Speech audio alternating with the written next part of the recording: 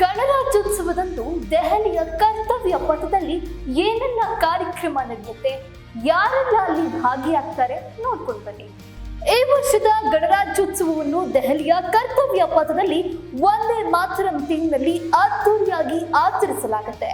ಭಾರತೀಯ ಸೇನೆ, ನೌಕಾಪಡೆ ಮತ್ತು ವಾಯುಪಡೆಯ ಮೆರವಣಿಗೆ, ರಾಜ್ಯಗಳ ಸಾಂಸ್ಕೃತಿಕ ಸ್ತಬ್ಧ ಚಿತ್ರಗಳು ಪ್ರಮುಖ ಆಕರ್ಷಣೆ. ಯುರೋಪಿಯನ್ ಕಮಿಷನ್ ಮತ್ತು ಕೌನ್ಸಿಲ್ ಅಧ್ಯಕ್ಷರು ಮುಖ್ಯ ಅತಿಥಿಗಳಾಗಿ ಭಾಗಿಯಾಗ್ತಾರೆ. 10,000 ವಿಶೇಷ ಅತಿಥಿಗಳು ಮತ್ತು ಶಾಲಾ ಬ್ಯಾಂಡ್ ಸ್ಪರ್ಧೆಗಳು ಸೇರಿದಂತೆ ಹಲವು ಕಾರ್ಯಕ್ರಮಗಳನ್ನ ನಿರೀಕ್ಷಿಸಲಾಗಿದೆ. ಭಾರತ್ ಪರ್ವವು ಸಹ ಇದರ ಭಾಗವಾಗಿದೆ. ಪ್ರತಿ ವರ್ಷವೂ ಭಾರತದಲ್ಲಿ ಗಣರಾಜ್ಯೋತ್ಸವವನ್ನ ಅತ್ಯಂತ ಅರ್ಥಪೂರ್ಣವಾಗಿ ಆಚರಿಸಲಾಗುತ್ತೆ, ಏಕೆಂದ್ರೆ ಅದು ಭಾರತವು ಪೂರ್ಣ ಪ್ರಮಾಣದ ಗಣರಾಜ್ಯವಾದ ದಿನ. ಈ ವರ್ಷ ವಂದೇ ಮಾತರಂ ಗೀತೆ 150 ವರ್ಷಗಳನ್ನ ಪೂರೈಸಿರುವ ಹಿನ್ನೆಲೆಯಲ್ಲಿ ಎಲ್ಲ ಕಾರ್ಯಕ್ರಮಗಳು ವಂದೇ ಮಾತರಂ ಥೀಮ್ನಲ್ಲೇ ಇರುತ್ತೆ. ಕರ್ತವ್ಯ ಪಥದಲ್ಲಿ ಕಾರ್ಯಕ್ರಮಗಳನ್ನು ಆಯೋಜಿಸಲಾಗಿದೆ.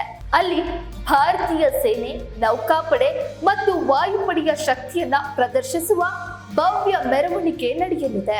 ಮೆರವಣಿಗೆಯಲ್ಲಿ ವಿವಿಧ ರಾಜ್ಯಗಳ ಸಾಂಸ್ಕೃತಿಕ ಸ್ತಬ್ಧ ಚಿತ್ರಗಳು, ಆಕರ್ಷಕ ಜಾನಪದ ನೃತ್ಯಗಳು ಕೂಡ ಇರುತ್ತೆ. ಭಾರತದ ಶಕ್ತಿ ಮತ್ತು ವೈವಿಧ್ಯತೆಯನ್ನ ಜಗತ್ತಿಗೆ ಪ್ರದರ್ಶಿಸಲು ಇದು ಒಂದು ಅವಕಾಶ. ಈ ಕಾರ್ಯಕ್ರಮವನ್ನ ವೀಕ್ಷಿಸಲು ದೇಶದ ನಾಗರಿಕರು ಸೇರಿರುವುದಲ್ಲದೆ ಪ್ರತಿ ವರ್ಷ ಮುಖ್ಯ ಅತಿಥಿಯನ್ನ ಮೆರವಣಿಗೆಗೆ ಆಹ್ವಾನಿಸಲಾಗುತ್ತೆ. ಈ ವರ್ಷ ಯುರೋಪಿಯನ್ ಕಮಿಷನ್ ಅಧ್ಯಕ್ಷರಾದ ಉರ್ಸುಲಾ ವಾನ್ ಡೆರ್ ಲೆಯನ್ ಮತ್ತು ಯುರೋಪಿಯನ್ ಕೌನ್ಸಿಲ್ ಅಧ್ಯಕ್ಷರಾದ ಆಂಟೋನಿಯೋ ಕೋಸ್ಟಾ ಮೆರವಣಿಗೆಯಲ್ಲಿ ಭಾಗಿಯಾಗ್ತಾರೆ. ಮುಖ್ಯ ಅತಿಥಿಯ ಆಯ್ಕೆಯಾಗಿ ಭಾರತದ ವಿದೇಶಾಂಗ ಸಚಿವಾಲಯವು ಸಂಭಾವ್ಯ ಚಿತ್ರಗಳ ಪಟ್ಟಿಯನ್ನ ಸಿದ್ಧಪಡಿಸಿದೆ. ಭಾರತದ ದ್ವಿಪಕ್ಷೀಯ ಸಂಬಂಧಗಳನ್ನು ಬಲಪಡಿಸುವ ಆಹ್ವಾನವಿರುವ ದೇಶಗಳ ಪ್ರಮುಖ ನಾಯಕರನ್ನ ಆಹ್ವಾನಿಸಲು ಈ ಪಟ್ಟಿಯನ್ನ ಸಿದ್ಧಪಡಿಸಲಾಗಿದೆ. ಒಟ್ಟಾರೆ ಗಣರಾಜ್ಯೋತ್ಸವಕ್ಕೆ ಸಂಬಂಧಿಸಿದ ಹಲವಾರು ಕಾರ್ಯಕ್ರಮಗಳು ದೇಶದ ಭಕ್ತಿಯನ್ನ ಮತ್ತಷ್ಟು ಹೆಚ್ಚಿಸಲಿದೆ.